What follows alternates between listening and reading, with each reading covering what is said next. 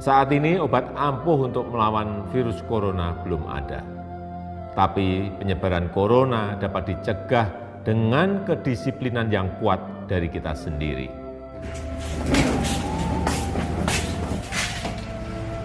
Assalamualaikum. Pak. Waalaikumsalam. Yuk. Dari mau yuk?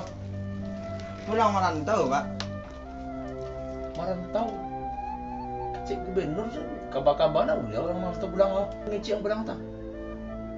You nak bisa dong, Pak. Kami lah di PHK, Pak. Tu, Pak. Kami akan makan dah, Pak. Mana pun dia hendak ngecik pulang dah. Sekali hendak dah. You beko kalau mengecek kami tidak bisa kami pulang loh, Pak. Pulang lapor orang kete kau. Alam dah, Pak. Maskerang mah, masker.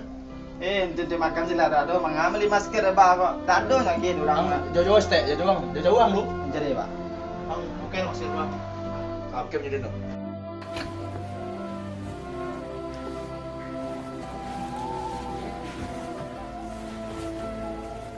Untuk kini, ang bayi masuk kamar isolasi mandiri di kamar. Dan kalau keluar salah mompe balari. Dengar tiap. Dia itu lama dia ni kamar sudah. Barang kau pergi main santai lah. Kawan-kawan lah menunggu dia, Pak. Pokoknya masuk ke kamar. Tak tinggal be ang lemah. Kau dah pergi keluar, Pak. Kau tas apa pergi keluar juga. Baik tangkap. Ayo. Mari.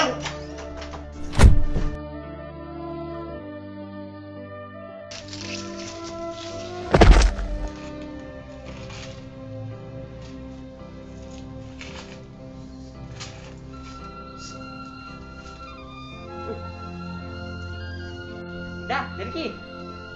Apa? Depan lah, tok lu.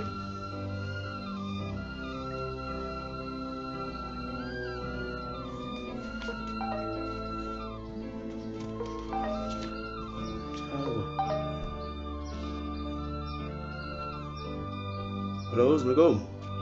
Tuak, Iko tuak dari kinya lah bahasa di kabunan nah. Dan jago-jagoan tak jagonya doh. Hah?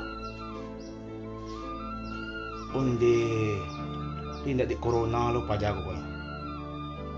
Tadi lah din tagaan pa ima. Ingat tadi lah nyubok dek orang kesehatan tadi tuak yang bertutuk-tutuk sado badan tuh hendak nampak muka tu lah. Ayo na ba ado do?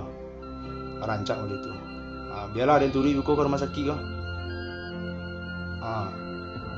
Ayo daripada orang lain orang kan ya. Iyalah tuak. Assalamualaikum tuak. Adilah. Waalaikumsalam.